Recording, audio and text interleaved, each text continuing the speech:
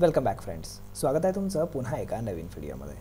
तर मग चला सुरुवात करूयात आणि जाणून घेऊया की येणाऱ्या आठवड्यामध्ये मार्केट कशा पद्धतीने परफॉर्म करू शकतं, काय असतील सपोर्ट लेवल्स, काय असतील रेजिस्टन्स लेवल्स, सगळं अगदी व्यवस्थित आपण जाणून घेण्याचा प्रयत्न करूयात.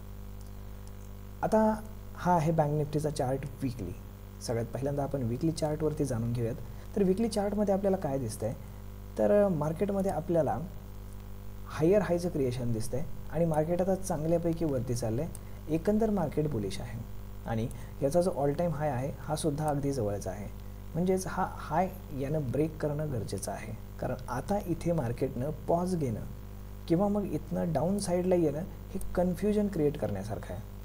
आणि इथे जर आता आपण पाहिलं तर दरवेळी काय होत होतं, तर वीकची सुरुवात तर चांगली होत होती, परंतु मार्केटमध्ये सेल ऑफ येत होता, खाली एक वीक तयार होत होती, दरवेळी तुम्ही पाहू शकता. आणि त्यानंतर मार्केट एक चांगलं बंद होताना वरच्या बाजूला जाऊन बंद होत होतं. तर आता इथे सुद्धा आपण जर पाहिलं तर अगदी व्यवस्थित मार्केट लेवलला बंद झालेलं आहे. आता हा वीकली चार्ट आहे, आपण याला आता डेली चार्टवरती ॲनालाइज करण्याचा प्रयत्न करूयात. डेली चार्टवरती जर आपण पाहिलं तर यामध्ये आपल्याला असं दिसतं की मार्केट एकदम हायला गेल्यानंतर एक थोडासा पॉज इथे घेतलेला आहे आणि तरीही मार्केट अजूनही बुलिशच आहे, हे लक्षात ठेवा. या पॉज नंतर आता इथे रेड कॅन्डल बनवता सोमवारी कामा नाही. आता इथे एक चांगली कॅन्डल बनवून याचा हाय ब्रेक करून मार्केटनं वरती जायला हवं, हे लक्षात घ्यायला पाहिजे. म्हणजेच काय, उद्याचा दिवस जो आहे तर तो डिसिजन मेकिंगचा दिवस आहे, हे लक्षात घ्या. कारण मार्केटमध्ये कसं आहे की जर तुम्ही पाहिलं तर इथे पहा, इथे एक फ्रेश ऑल टाईम हाय लावला मार्केटनं, त्याच्यानंतर एक रेड कॅन्डल आली आणि त्याच्यानंतर त्याचं जे काही लो फॉर्मेशन आहे ते होत गेलं आणि मार्केट सरळ खाली आलं. म्हणजेच काय की पुन्हा या एरियामध्ये येऊन मार्केट कन्फ्युजन क्रिएट करेल आणि हळूहळू मग वरच्या बाजूला जाण्याचा प्रयत्न करेल. परंतु सध्या जे मार्केट आहे तर ते ऑल टाईम हायच्या अगदी जवळ आहे.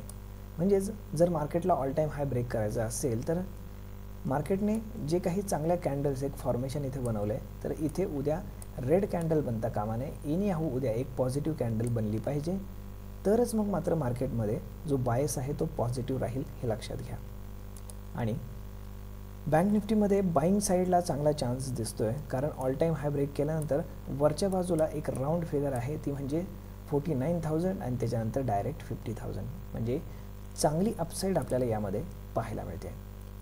जर आपण 15 मिनिटामध्ये याचं ॲनालिसिस केलं तर 15 मिनिटामध्ये आपल्याला अजून चांगले सपोर्ट लेवल्स यामध्ये पाहायला भेटतील.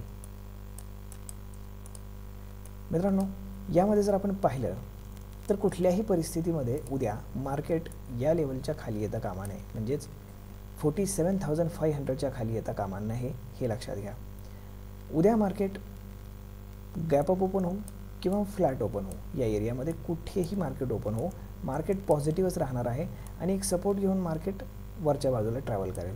परंतु जर मार्केट लेट्स सी चांगलं गॅप डाऊन ओपन झालं या एरियामध्ये म्हणा, या एरियामध्ये म्हणा, तर मग मात्र मार्केट जे आहे तर ते बेरिश होईल आणि हा ट्रेंड मार्केटला सध्या परवडणारा नाही, हे लक्षात घ्या. त्यामुळे उद्या मार्केटनं आयदर फ्लॅट ओपन व्हायला पाहिजे किंवा गॅप अप ओपन व्हायला पाहिजे, तरच मार्केट वरच्या बाजूला चांगलं सस्टेन करेल, हे लक्षात असू द्या. आता हे झालं बँक निफ्टीचं ॲनालिसिस. आता आपण निफ्टीचं ॲनालिसिस करूयात. निफ्टी जर आपण पाहिलं तर निफ्टी चांगल्या प्रकारे परफॉर्म करते आणि निफ्टी ऑलरेडी ऑल टाईम हायच्या वरतीच आहे, हे लक्षात घ्या. फ्रेश ऑल टाईम हाय प्रत्येक वेळी दिला होता. इथेही आपण जर पाहिलं तर सेम काइंड ऑफ सिच्युएशन आहे की वीकली कॅन्डल आहे. तर वीकची सुरुवात होताना सेलर्स येत आहेत, खाली वीक बनवत आहेत, परंतु क्लोजिंग मात्र एका चांगल्या पॉईंटला मिळते. दरवेळी आपण तसंच पाहू शकतो. म्हणजेच शेवटी बायर ॲग्रेसिव्ह होत आहेत, हे आपल्याला इथे दिसून येतं. आता ही जी राऊंड फिगर आहे 22,500, ही ब्रेक केल्यानंतर मार्केटमध्ये साधारण एक 23,000पर्यंत जाण्याचा एक मानस इथे दिसतो आणि साधारण या बॉक्समध्ये पुढचा वीक क्लोज होऊ शकतो. 22,500 ते 23,000 या दरम्यान कुठे मार्केट क्लोज होऊ शकतं, जर मार्केट उद्या पॉझिटिव्ह ओपन झालं तर. आता आपण याला डेली ॲनालिसिसवरती घेऊन येऊयात.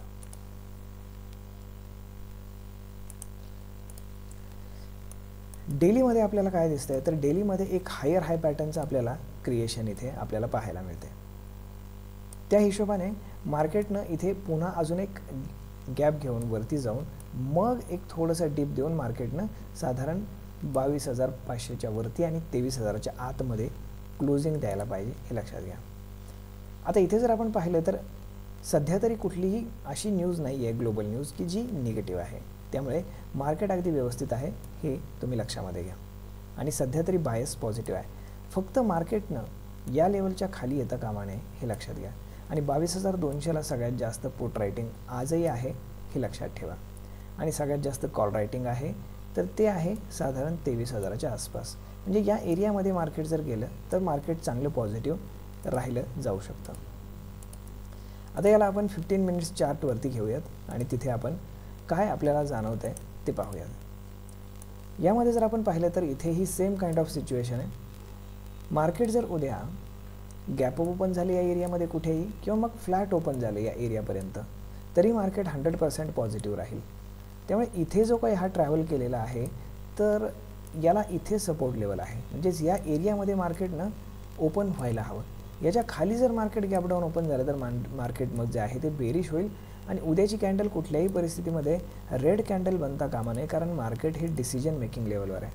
कारण प्रॉब्लेम असा आहे की जर निफ्टी जर बेरिश झाली तर ती बँक निफ्टीलाही खाली घेऊन येईल आणि खरा प्रॉब्लेम तिथे आहे. परंतु जर बँक निफ्टी आणि निफ्टी दोन्ही जर बेरिश झालं तर एक गोष्ट लक्षात ठेवा, सेलिंग साईडला तुम्ही निफ्टीला प्रेफर करू शकता आणि जर तुम्हाला बाईंग करायचं असेल तर तुम्ही बँक निफ्टीमध्ये प्रेफर करू शकता, कारण बँक निफ्टीचा ऑल टाईम हाय पेंडिंग आहे. त्यामुळे तिथं मुवमेंट मात्र तुम्हाला चांगलं पाहायला मिळू शकतं. तर मग अशा पद्धतीनं मार्केटमध्ये जो इंडिया विक्स आहे तर तोही डाऊन आहे. त्यानंतर US मार्केट आहे तर तेही चांगलं परफॉर्म करतं आहे आणि महत्त्वाची गोष्ट म्हणजे आपलं मार्केटही चांगलं परफॉर्म करते विथ पॉझिटिव्ह बायस, हे लक्षात घ्या. त्यामुळे अशी कुठलीही इंटरनॅशनल न्यूज नाही आहे की जे मार्केटला खाली आणू शकतं. जो काही USचा CPI डेटा वगैरे आलेला आहे तर तोही ॲज इट इज ओके आहे, काहीही प्रॉब्लेम नाही आहे आणि US डॉलरसुद्धा अंडर कंट्रोलमध्ये आहे. त्यामुळे या सगळ्या गोष्टी पाहता मार्केटमध्ये सध्या तरी कुठलीही डाऊन साईड दिसत नाही. परंतु जर डाऊन साईड जर मार्केटमध्ये येणार असेल तर मार्केट प्रिव्हियस स्विंग नक्कीच ब्रेक करेल, हे लक्षात ठेवा. त्यामुळे उद्याची क्लोजिंग उद्याची जी ओपनिंग आहे ती इम्पॉर्टंट आहे आणि दुसरी गोष्ट म्हणजे क्लोजिंग या एरियाच्या वरती झाली पाहिजे आणि ओपनिंग ह्या एरियामध्ये झाली पाहिजे, हे लक्षात घ्या. आणि उद्या मार्केट मे बी ट्रेंडिंग होऊ शकतं, कारण बऱ्याच दिवसापासून इथे हा एरिया जो आहे तर हा कन्सॉलिडेशन झालेला आहे आणि हायर हायचं पॅटर्न आता हळूहळू तयार होण्याचा एक प्रयत्न दिसतोय आपल्याला. आणि एक गोष्ट लक्षात ठेवा की हा बॉक्स जोपर्यंत ब्रेक होत नाही तोपर्यंत कुठलीही पोझिशन बनवण्याचा प्रयत्न करू नका, either upside either down side.